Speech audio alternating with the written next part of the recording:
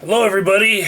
Today's ramble is brought to you by a comment from Robert Wallace, formerly known as Hatred42, but you all were not savvy enough to realize that that was kind of an ironic moniker, so he went to his real name, Robert Wallace, and yeah, he left a comment on my video because in that video I said that I slap crack pipes out of people's mouths and kick their bongs to the curb. It's a little bit of hyperbole for what an addiction counselor does, right?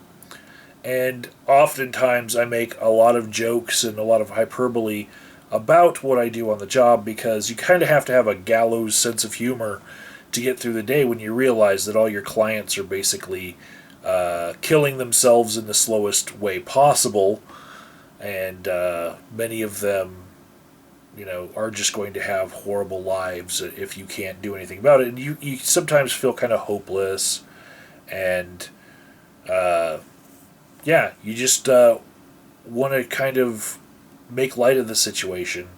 And yeah, so that's where some of my phrases like that come from. But Robert Wallace, he took offense at the kick the bong to the curb statement, and he says, "Kick my bong and we gonna fight. Not all use is abuse." Right? And for the rest of this video, that I'm probably going to title like something dramatic, even though I'm not really casting shade on Robert. We're just having a conversation here, But I know people come for the views when they see me talk about somebody's name in the description and the title and all that. So if you're here, just know that this is not going to be that much drama. You can just click away now. Anyways, we're going to mince words here. Not all use is abuse, is what Robert says. So I'm going to make the argument now online, which I don't think anyone should ever diagnose anyone over the internet, right? But I'm going to say that Robert Wallace has substance use disorder. Specifically, he has cannabis use disorder as defined by the Diagnostic Statistical Manual, DSM-5, right here, right? Okay, you can spend like $100 to get this book, or you can just look it up online. So I'm going to use the diagnostic criteria in here, right? And there's a list of all these different things for cannabis use disorder. It's a real thing, right? And on this list, I'm going to pick out just two of them because that's all we need for the lowest level of cannabis use disorder, right? And these two are a craving and a tolerance, both of which have been mentioned in Robert Wallace's videos. Now,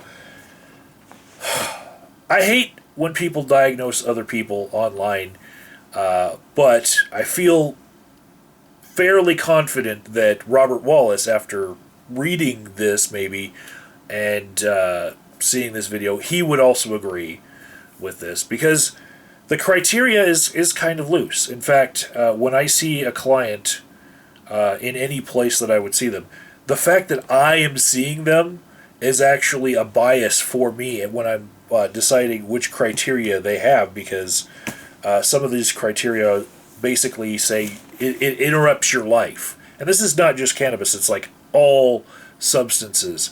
If it's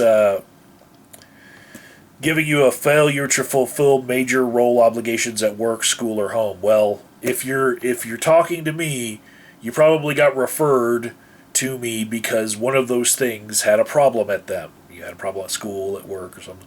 So, bam, I've got one of the criteria, right? So why did I pick two? Because two, being that lowest level of the criteria that you could actually be diagnosed with, two is mild. Now, there's three levels to these substance use disorders. There's mild, moderate, and severe, right? And I don't think in this video before this point you've heard me say the word addiction, because they pretty much tried to write out the word addiction from the DSM. DSM-4 and before have the word addiction in it, but they figure that word is stigmatizing, right? But in the parlance of DSM-4 and before, when we talked about things in terms of addiction, there were 3 levels, right? There was use, abuse, and dependence, right? Use was not abuse. As Robert Wallace was saying in his comment, use is not abuse. There's different levels to this thing in that old paradigm, that old way of thinking. But now we have another 20 years worth of additional science to add to the field of behavioral health and substance use in specific. And we don't see it that way anymore. It's a spectrum, right? For sure. And there are certain places where you would say, okay, this is mild, this is moderate, and this is severe. But at any point in that spectrum, without realizing where you're at and recognizing the hazards of substance use, you could slide further down, and you can also, spontaneously quit using whatever substance it is. There's a 5% chance of that with any substance, really. But most likely, you're going to, with continued use of any substance, decline. And I've seen cases where somebody has 1 or 2 beers a night when they come home from work, and they do that for 30 years, and they don't have a problem. Or at least they don't report to me a problem. And then one day somebody dies in their family, and they go on a bender, and they start drinking heavily, and something switched in their head. And they just continue this decline. And this is the same for many different substances. We don't understand everything there is to why people all of a sudden one day will start to get worse with their substance use disorder, but it happens, and it's predictable. So predictable that I would bet money on most of the people that I see getting worse rather than getting better, right? So the reason why I picked 2 criteria here was because on the old parlance, the old set of words, that would have been use. Right now it's mild substance use disorder, mild cannabis use disorder. But use covers the mild, moderate, and severe, right, in this new way of thinking. They are all cannabis use disorder. So when you say abuse is not this, it's not the same as use. Well, abuse isn't a word that we like to use anymore, and it's because we don't think of things in the same way. We're trying to understand this thing, crack this nut, and find out why people all over the world are using all these substances, and there's epidemics of some of these things that are just getting so bad. And pot is not the worst of them. In fact, just a couple pages before cannabis use disorder, there's caffeine use disorder. And don't laugh, I used to crack a Mountain Dew in every fucking video I made here on YouTube, right? And I do not have the same tolerance for caffeine that I used to have. One coffee from Starbucks could make my heart jittery and give me the shits. Seriously. Where I used to drink 8 Mountain Dews in a day. But those things are not causing the problems in the world that other drugs are. But we do see things being framed by scientists who have the science backing up. In fact, there's references for why they made all these changes here in this book. We see that it's being framed in this way because of our new understanding of how this works, you know. And just boiled down to,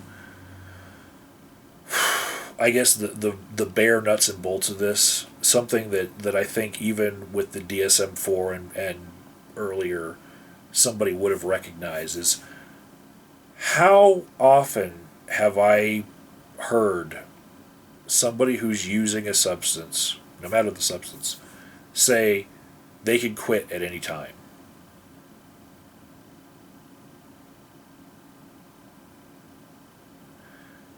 How often have I heard that it's not an issue? You know, I can quit at any time, and then they don't.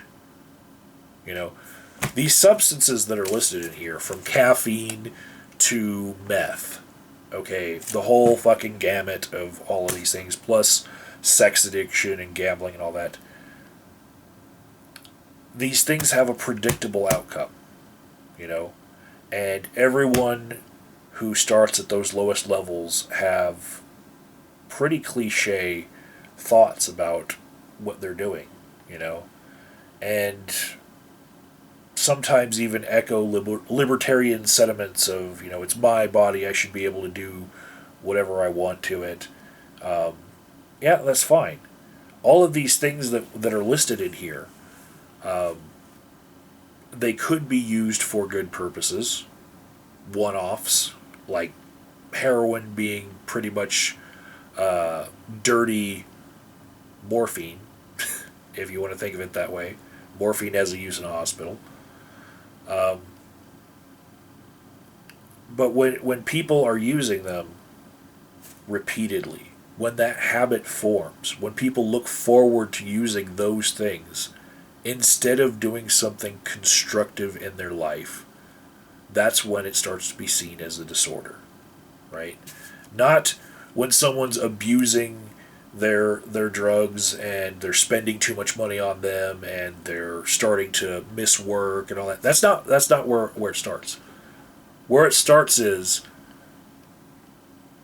are you doing something constructive with your life in using it?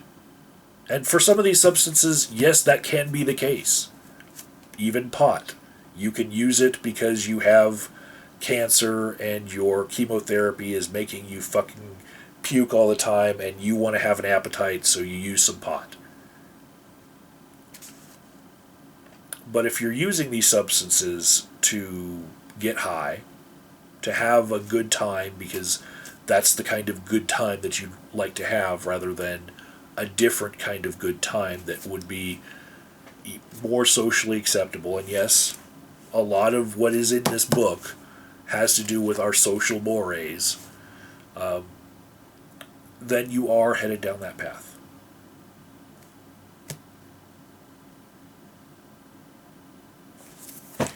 And I apologize right now for taking what I think was just a very trolly, fun comment on YouTube and just taking it seriously, because like Adam Carolla used to do with whoever the fuck that doctor was on the sex line. You take everything seriously with certain subjects that you're passionate about, because someone out there is going to get something out of you taking it seriously. Or maybe I can't get out of work mode when I come home. In fact, I was like, yay, I get to use my red collar and my maroon sweater for more than just my clients. Talk to you next time. Subscribe to everyone linked in the description box.